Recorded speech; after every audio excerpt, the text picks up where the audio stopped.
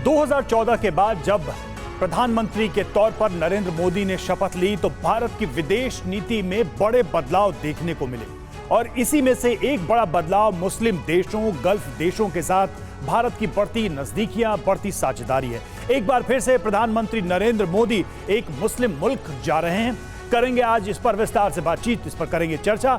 मैं हूं आपके साथ रवि मिश्रा, मेरे साथ है मेरे सहयोगी करुणा शंकर शर्मा। तो कुछ देर पहले प्रधानमंत्री नरेंद्र मोदी कुवैत की 2 दिन की यात्रा पर रवाना हो चुके हैं और 43 साल में यह पहली बार हो रहा है जब भारतीय प्रधानमंत्री कुवैत की यात्रा में जा रहे हैं। इससे पहले 1981 में तब की पीएम इंदिरा गांधी कुवैत गई थी। भारत और कुवैत के राजनयिक संबंध 1961 में स्थापित हुए थे। आज कुवैत भारत के लिए कच्चे तेल का एक प्रमुख स्रोत है और वहां करीब 10 लाख भारतीय काम करते हैं। 1973 में जब अरब इजराइल युद्ध छिड़ा था तो कुवैत को अपने तेल की सुरक्षित आपूर्ति की चिंता थी। भारत ने तब एक बड़ा कदम उठाया, बड़ा फैसला लिया। भारतीय नौसेना ने कुवैत से तेल ले जाने वाले जहाजों की सुरक्षा का जिम्मा लिया था। भारतीय नौसेना के जहाजों ने कुवैत से भारत तक के समुद्री मार्ग पर बाकायदा गश्त लगाई थी और तेल टैंकर्स को सुरक्षित रास्ता दिया गया था। इस मदद को कुवैत आज तक नहीं भूला और इसके बाद से दोनों देशों के बीच आर्थिक और रणनीतिक संबंध लगातार मजबूत होते गए और प्रधानमंत्री की इस कुवैत यात्रा से दोनों देशों की दोस्ती को नया आयाम मिलेगा, नया अध्याय शुरू होने वाला है, ये कहा जा रहा है। जी हां, तो कुवैत यात्रा के लिए रवाना हुए प्रधानमंत्री नरेंद्र मोदी और प्रधानमंत्री की 2 दिन की यह कुवैत यात्रा है 43 साल बाद। जी हां, 43 साल बाद किसी भारतीय प्रधानमंत्री की कुवैत की यह यात्रा हो रही है और कुवैत में भारतीयों से मुलाकात करेंगे प्रधानमंत्री नरेंद्र मोदी। पीएम मोदी के स्वागत के लिए कुवैत में हला मोदी कार्यक्रम भी आयोजित किया जा रहा है।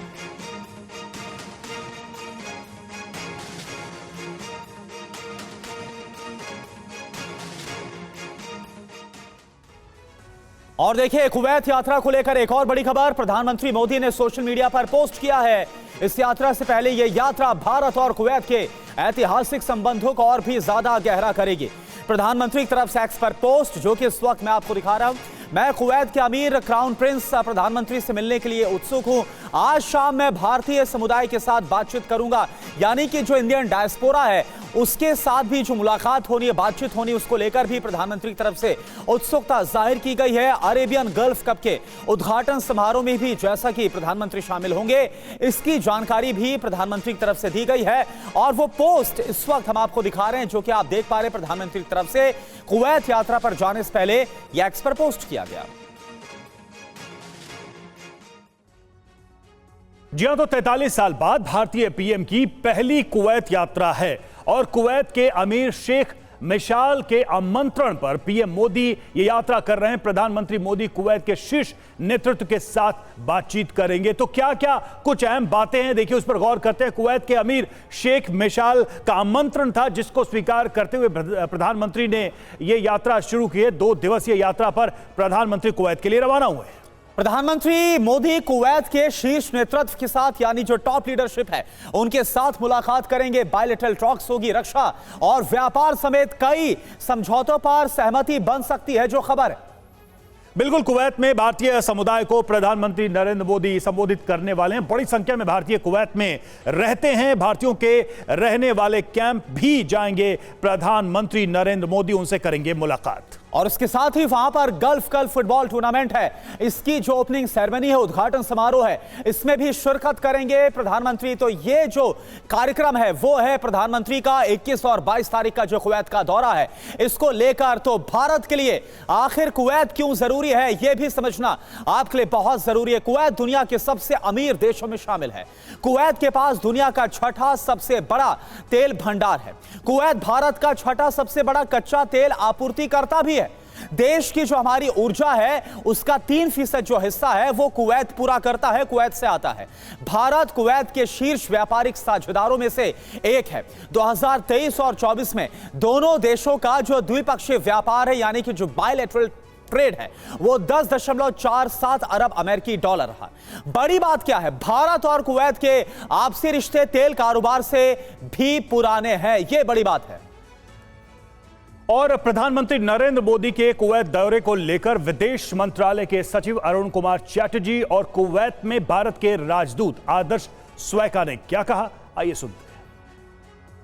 The Honorable Prime Minister Shri Narendra Modi will undertake a visit to Kuwait at the invitation of the Amir of the State of Kuwait, His Highness Sheikh Mashal Al Ahmed Al Jabbar Al Sabah.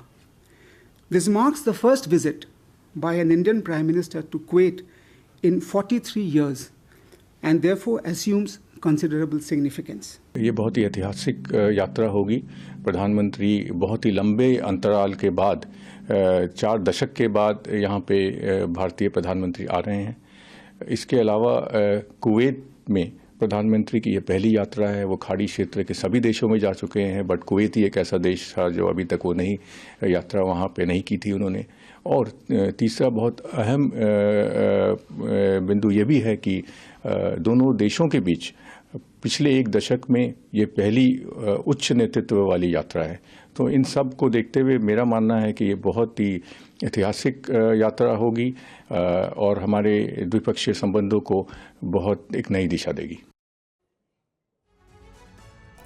तो प्रधानमंत्री की इस यात्रा को लेकर करेंगे विस्तार से चर्चा। हमारे साथ तमाम मेहमान जुड़े हुए हैं। Major general Sanjay Mestan, defence expert, हमारे साथ स्टूडियो में मौजूद हैं। जेके त्रिपाठी, पूर्व राजदूत, भी हमारे साथ जुड़ेंगे और महेश सचदेव, पूर्व राजदूत, हमारे साथ जुड़े हुए हैं और निनाद सेठ, विदेश मामलों के जानकार, हमारे साथ स्टूडियो में मौजूद हैं। साथ ही मनीष, हमारे संवाददाता, भी हमारे साथ मौजूद हैं। मनीष, सबसे पहले तो यही समझना चाहेंगे कि दुनिया बहुत बदल गई, गल्फ कंट्रीज में बहुत बदलाव आ गया।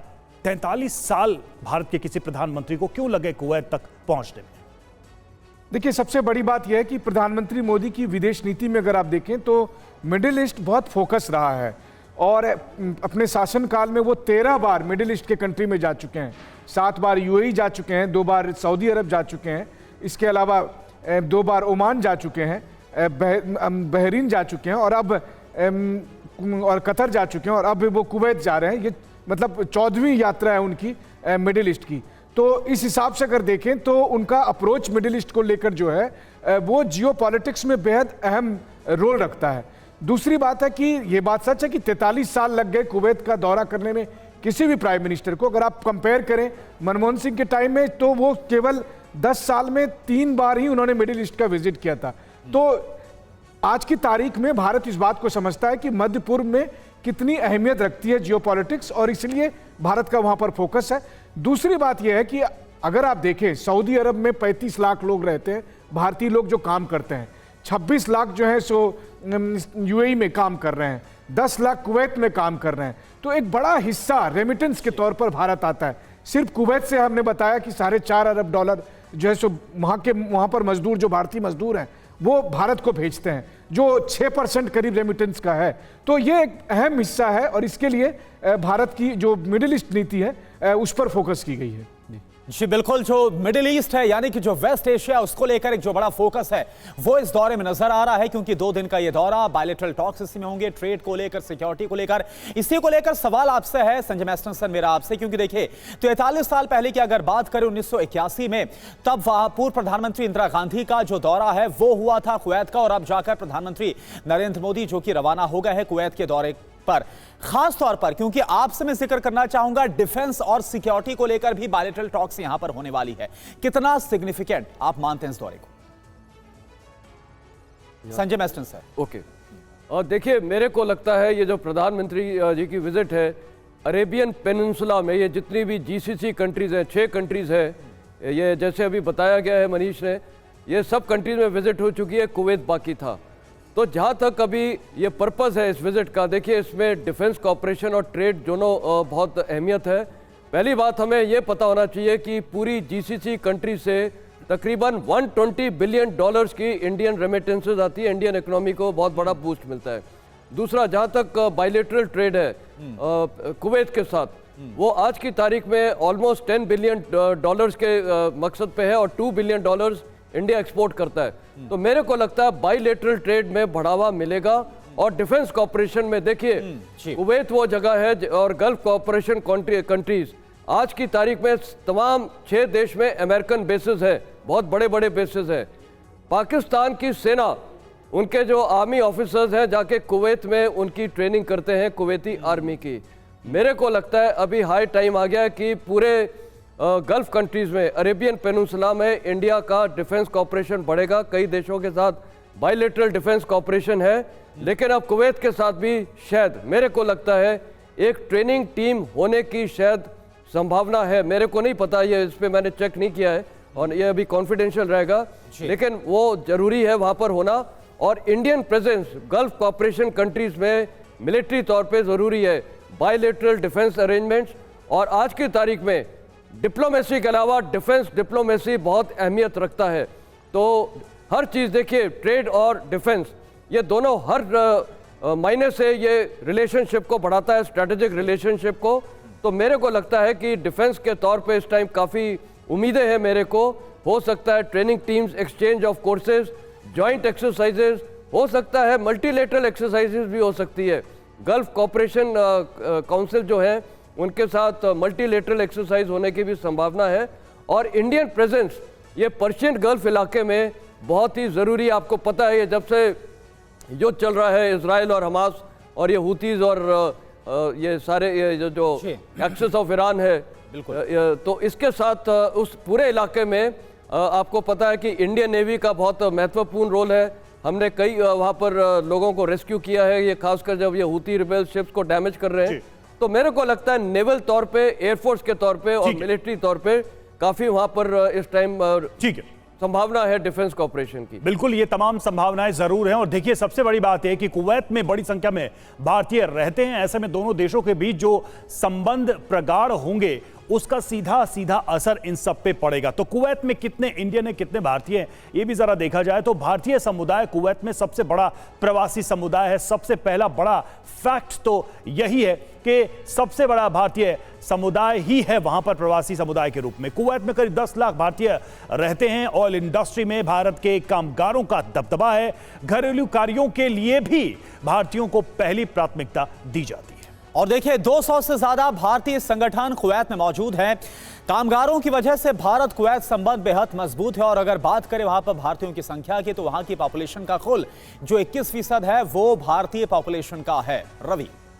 बिल्कुल। और निनाद सर, एक बात समझना चाहेंगे आपसे कि जो मिडिल ईस्ट और गल्फ का जो जियोपॉलिटिकल डायनेमिक्स बदला है तेजी से, मसलन पोस्ट सद्दाम इराक बहुत बदल गया, कुवैत को लेकर एक युद्ध हुआ, लेकिन अब देखिए वो स्थिति नहीं है। ईरान की स्थिति काफ़ी कमज़ोर हुई है कई सालों के दरमियान। सीरिया का हाल हम देख रहे हैं। कतर की क्या भूमिका रही है इस दौरान, इजराइल से जो मिडिल ईस्ट में जंग हुआ वो भी सबने देखा है। ऐसे में गल्फ की अपनी पोजीशनिंग क्या है, गल्फ में कुवैत की अपनी पोजीशनिंग क्या है, और भारत को कितनी सावधानी रखनी है या क्या ध्यान में रखना है जब कुवैत से हम अपने संबंधों को आगे बढ़ा रहे हैं? तो देखिए, ये इंटरेस्टिंग प्रश्न पूछा है आपने। हमारी जो ये विजिट है प्राइम मिनिस्टर की वो लेट है। 40 साल बहुत लंबा टाइम होता है। कुवैत एक बहुत इंपॉर्टेंट कंट्री है, कोई छोटी मोटी कंट्री नहीं है। एक परसेप्शन हुआ था कि जब गल्फ वॉर हुआ था तो हम इराक के साइड थे। उस परसेप्शन को ठीक करने के लिए बहुत पहले प्रधानमंत्री ने जाना चाहिए था। आपने जो लेटेस्ट जियो पोलिटिकल डेवलपमेंट्स की बात की वो कुवैत के फ़ायदे में तो हैं, पर जो इंस्टेबिलिटी वो क्रिएट करता है उसमें कुवैत को वेपन्स की ज़रूरत पड़ सकती है। मेरे को सरप्राइज़ नहीं होगा कि अगर इंडिया अपने एम्यूनिशन, जो हम इंडिया एक बहुत बड़ा एम्यूनिशन जैसे जो गोले होते हैं तोप वगैरह के और बंदूकों की गोलियां होती है उसका एक एक्सपोर्टर है, एक बड़ा एग्रीमेंट होने की संभावना है एम्यूनिशन पे, और शायद ब्रह्मोस मिसाइल पे भी कुछ डेवलपमेंट हो सकती है। कुवैत को इस वक्त वेपन्स की ज़रूरत है। वो अगले साल अपना डिफेंस बजट बढ़ाने वाले हैं, इंडिया के लिए फ़ायदा है। एक और बहुत इंटरेस्टिंग बात जो हमने अभी तक कवर नहीं करी है, कई कंट्रीज़ अपना ऑयल वेल्थ जो है बड़ी गाड़ियों में, बड़े घरों में खर्च देती है, पर कुवैत ने एक नेशनल फंड बनाया है जिसे नेशनल सॉवरेन फंड कहते हैं, Kuwait investment authority. Kuwait investment authority की पिछले 5 साल में इंडिया में टोटल 12 बिलियन $1 बिलियन, 1,08,800 करोड़ होता है इन्वेस्टमेंट है। बड़ी बड़ी कंपनियों में, स्टार्टअप्स वगैरह में इन्वेस्टमेंट है। तो ये बहुत ज़रूरी है। हमारा को एक और बात याद रखनी पड़ेगी कि जैसे इंडिया का दबदबा बढ़ता है, एक रीजनल पावर बढ़ता है, तो इंडियंस की इज्जत भी बढ़ती है। जून में एक खतरनाक हादसे में हमारे 27 लोग झुलस गए थे कुवैत में, और आप ये ध्यान रखें कि पहले ही दिन प्राइम मिनिस्टर जो हैं हमारे मजदूरों के कैंप में जाके रहने वाले और मिलने वाले लोगों से। ये एक दर्शाता है कि भारत भारत को अपने लोगों की फिक्र है और ये बहुत ज़रूरी एक डेमोन्स्ट्रेटिव पर्पज़ से विजिट है कि भारत के लोगों को इज्जत से और अच्छी तरह रखा जाए। और तीसरी बहुत इंटरेस्टिंग बात ये होगी कि आने वाले टाइम में कुवैत जो 3% हमारा ऑयल देता है, हमें रशिया से चीप ऑयल मिल रहा है, तो ये हमारी जो बार्गेनिंग पोजीशन है वो बढ़ा सकता है और हो सकता है कि कुवैत अपने ऑयल की प्राइस थोड़ी कम करे। तो हर दृष्टिकोण से अगर आप देखें तो प्रधानमंत्री मोदी की ये कुवैत सिटी की यात्रा बहुत ज़्यादा ज़रूरी है। बिल्कुल, हर तरीके से देखें, हर डायमेंशंस में अगर देखें तो काफी ज्यादा अहम ये यात्रा हो जाती है। और चलिए अब आपको दिखाते हैं कि 2024 में प्रधानमंत्री ने किन मुस्लिम देशों की यात्रा की। सितंबर 2024 में ब्रुनेई का जो दौरा है वो प्रधानमंत्री की तरफ से किया गया था और क्राउन प्रिंस से मुलाकात बाकायदा प्रधानमंत्री ने की थी इस दौरे में। और आपको हम दिखा रहे हैं, ये देखिए सीधे इंफॉर्मेशन वॉल का हम रुख कर रहे हैं खाड़ी देशों में भारतीय। अगर ये भी हम यहां पर समझे, सऊदी अरब की अगर हम बात करें, यूएई का जिक्र सबसे पहले करते हैं, करीब 5 लाख भारतीय हैं जो कि इस वक्त यूएई में है। और इसके अलावा सऊदी अरब जिसका जिक्र किया था, वहां पर करीब 26 लाख जो भारतीय, यानी कि अच्छी खासी संख्या यहां पर भारतीयों की है। कुवैत की बात करें, करीब यहां पर 11 लाख, वहां की पॉपुलेशन का 21% यानी कि 21% बताया जाता है जो टोटल पॉपुलेशन है कुवैत की।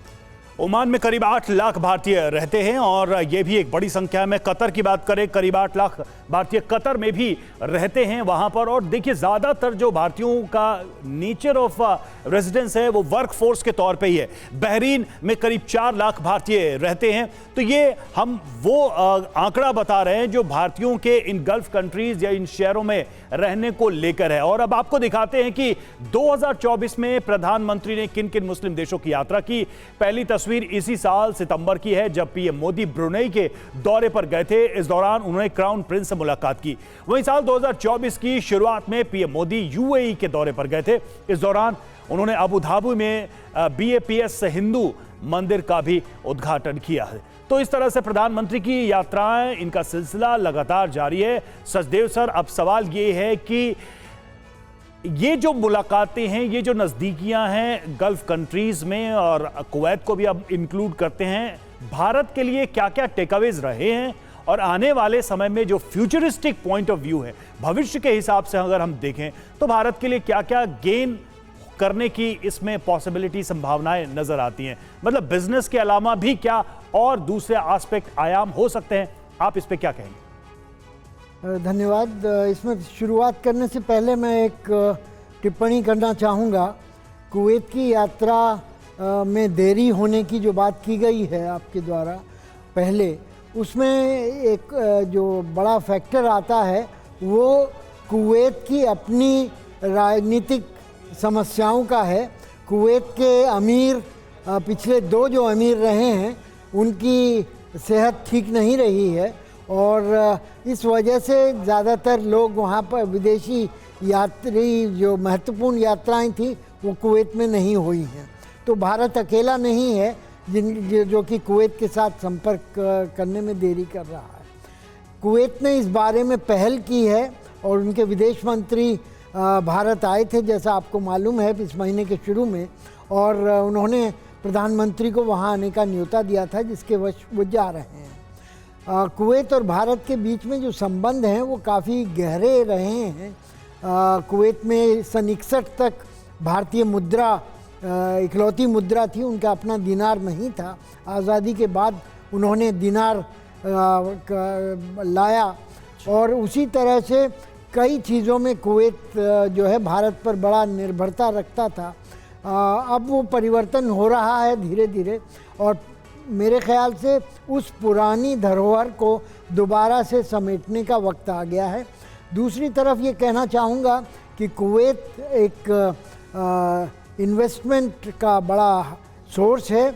उनका जो सॉवरेन वेल्थ फंड, जैसा पहले कहा गया, KIA दुनिया का सबसे पुराना सॉवरेन वेल्थ फंड है और इसकी टोटल जो कैपेक्स है वो तकरीबन $1 ट्रिलियन मानी जाती है। इसमें सुधार लाने की संभावनाएं की गई हैं और कैपेक्स जो भारत में इन्वेस्ट हुआ है इनकी तरफ से, वो सीधे इन्वेस्ट नहीं किया गया है, वो बिचौलियों के माध्यम से इन्वेस्ट किया गया है। तो पहला प्रयास तो ये होना चाहिए कि KIA जो है वो भारत में अपना ऑफिस खोले और अपनी बिना पर वहाँ पर पैसा लगाए। दूसरा ये हो सकता है कि जो नए तेल के क्षेत्र में संभावनाएं हैं कि भारत में रिफाइनरी स्थापित की जाए, पेट्रोकेमिकल प्लांट स्थापित किए जाएं और कुवैत के ऊपर वो आश्रित हों कच्चे माल के लिए, वैसा फार्मूला बनाया जा सकता है। तीसरा जो हो सकता है, जैसा औरों ने भी कहा है, कुवैत एक उत्तरी खाड़ी में स्थित एक देश है जहाँ पर कि 3 बड़े रीजनल देशों के प्रभुत्व है।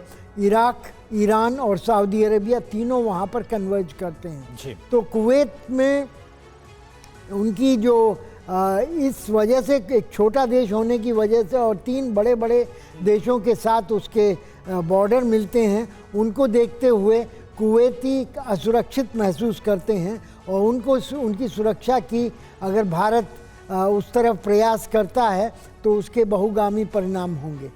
बिल्कुल, तो इस लिहाज से भी जो यात्रा है वो बहुत ज़्यादा अहम मानी जा रही है। और चलिए अब आपको दिखाते हैं कि किस तरह से जो 2024 में प्रधानमंत्री ने मुस्लिम देशों की यात्रा की, वो हमने आपके सामने पूरी जानकारी रखी। संजय मैस्टन सर, अब आपसे सवाल यह है कि देखिए, अगर हम बात करें, आपके पास मैं आऊंगा, लेकिन इससे पहले कुछ और जानकारी दे दें कि किन किन मुस्लिम देशों में कब कब प्रधानमंत्री मोदी का क्या सम्मान और कैसे सम्मान किया गया, आपको बताएं। सबसे पहले अगर मिस्र की बात करें, 25 जून 2023 की बात करते हैं, ऑर्डर ऑफ द नाइल से नवाजा गया था प्रधानमंत्री नरेंद्र मोदी को जब वो दौरे पर गए थे। बहरीन की बात करें, अगस्त 2019 का दौरा, king Hamad order of the Renaissance से उन्हें नवाजा गया था। और साथ साथ इसके अलावा यूएई की बात करें तो अगस्त 2019 में ऑर्डर ऑफ जायद से प्रधानमंत्री को खिताब दिया गया था, नवाजा गया था। मालदीव की बात करें, जून 2019 में निशान इजुद्दीन यह खिताब दिया गया था प्रधानमंत्री को। यानी आप देखिए, जब जब मुस्लिम देशों का जो दौरा हुआ उस दौरान कैसे प्रधानमंत्री को वहां के सर्वोच्च सम्मान से नवाजा गया।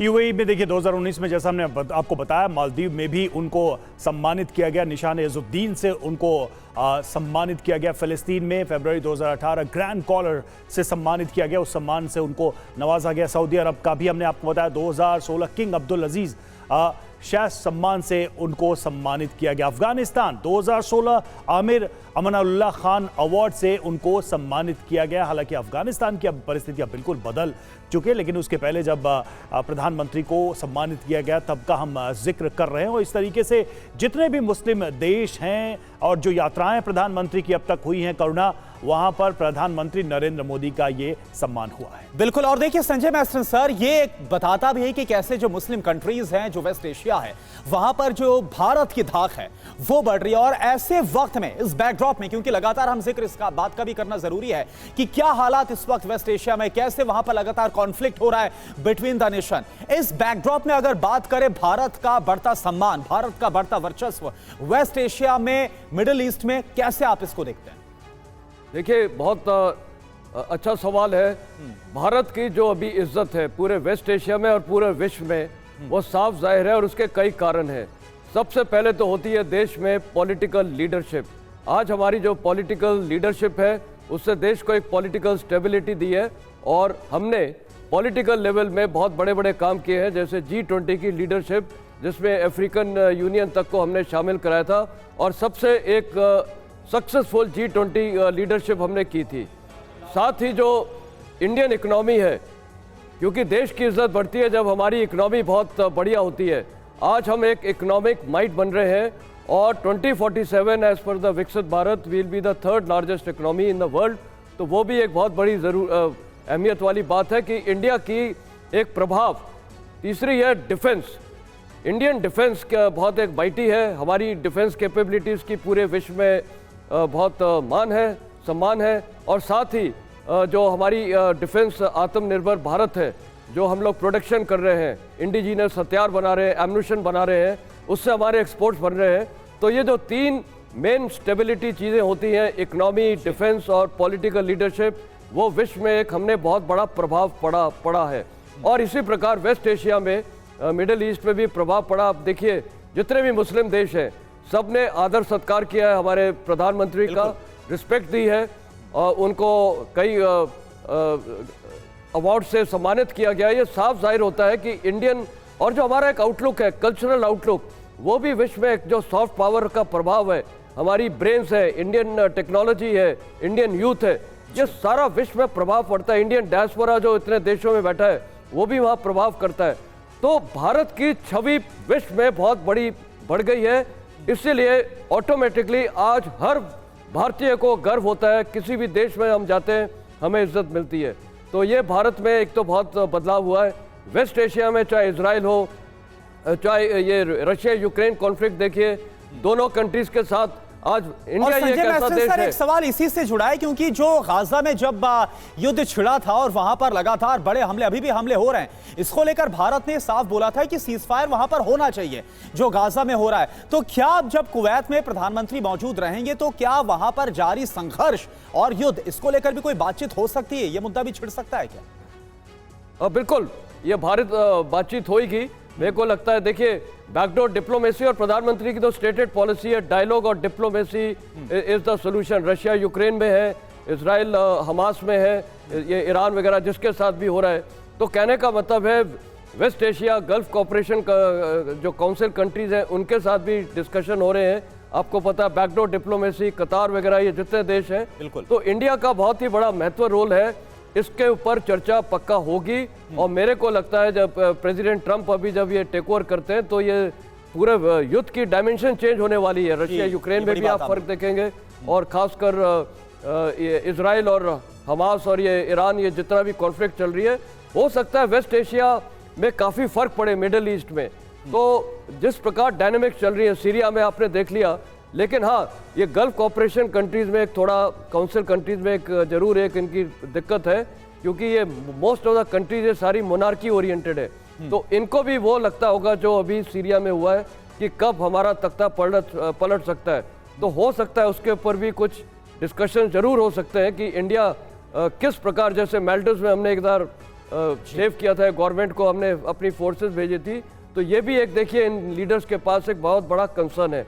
तो काफ़ी कंसर्न्स है, पर ओवरऑल मैं आज बोलूँगा इंडिया की छवि इतनी बढ़िया है कि पूरे विश्व में, वेस्ट एशिया में, हर जगह, ये एशियन कंट्रीज़ में, हर जगह आज हम चाइना को भी बिल्कुल एक कॉम्पिटिटिव जो है, उसके साथ में ये जो हमने आईमेक कॉरिडोर अभी किया था, वो भी एक चाइना की जो ब्रिक BRI पॉलिसी है उसके खिलाफ ही हमने किया है। तो ओवरऑल चाहे ये कालादान प्रोजेक्ट हो, चाहे ये आईमेक कॉरिडोर प्रोजेक्ट हो, तो मेरे ख्याल इंडिया की जो छवि है हर तौर से हम बहुत अच्छा कर रहे हैं, और इसीलिए हर जगह हमारे प्रधानमंत्री और हर भारतीय को रिस्पेक्ट मिल रही है। बिल्कुल, और प्रधानमंत्री को कई देशों ने अपने सर्वोच्च सम्मान से नवाजा है, जो कि मुस्लिम देश हैं। और 10 साल में प्रधानमंत्री की मुस्लिम देशों में जो यात्राएं हैं उस पर भी एक बार गौर करते हैं। बिग वॉल के माध्यम से हम देखते हैं कि कितनी यात्राएं कहां-कहां की हैं। कतर में प्रधानमंत्री ने 2 बार यात्रा की है, यह बेहद महत्वपूर्ण है। सऊदी अरब में भी प्रधानमंत्री ने 2 बार यात्राएं की हैं 10 साल के इस अवधि में।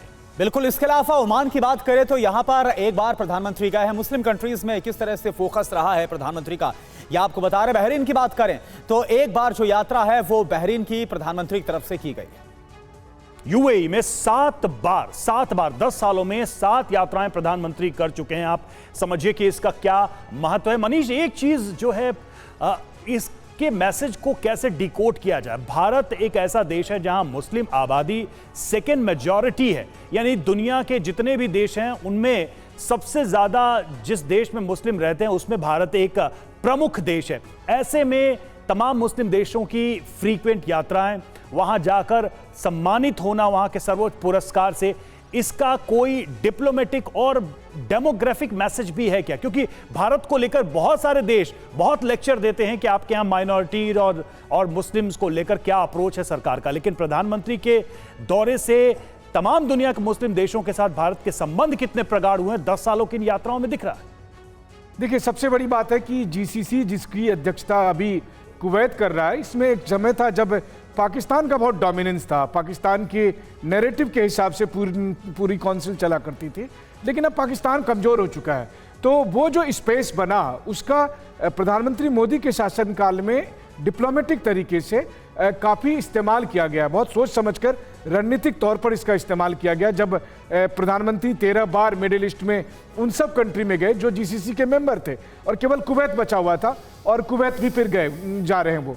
दूसरी बात यह है कि प्रधानमंत्री मोदी के को लेकर जो एक इंटरनेशनल परसेप्शन बनाने की कोशिश की गई है वेस्ट के जरिए या किसी दूसरे मुल्क के जरिए कि उनकी घरेलू राजनीति कैसे चलती है मुस्लिम को लेकर, उनका एक बड़ा सा जवाब है जब वो मिडिल ईस्ट में जाते हैं। मिडिल ईस्ट में जब वो इंगेज होते हैं, चाहे वो सऊदी के साथ हो, यूएई के साथ हो या दूसरे और मिडिल ईस्ट कंट्री के साथ, बल्कि इतना ही नहीं, भारत का इजराइल के साथ अच्छा संबंध है, तब भी हम फिलिस्तीन के मामले में फिलिस्तीन टू स्टेट थ्योरी को आगे बढ़ाते हैं।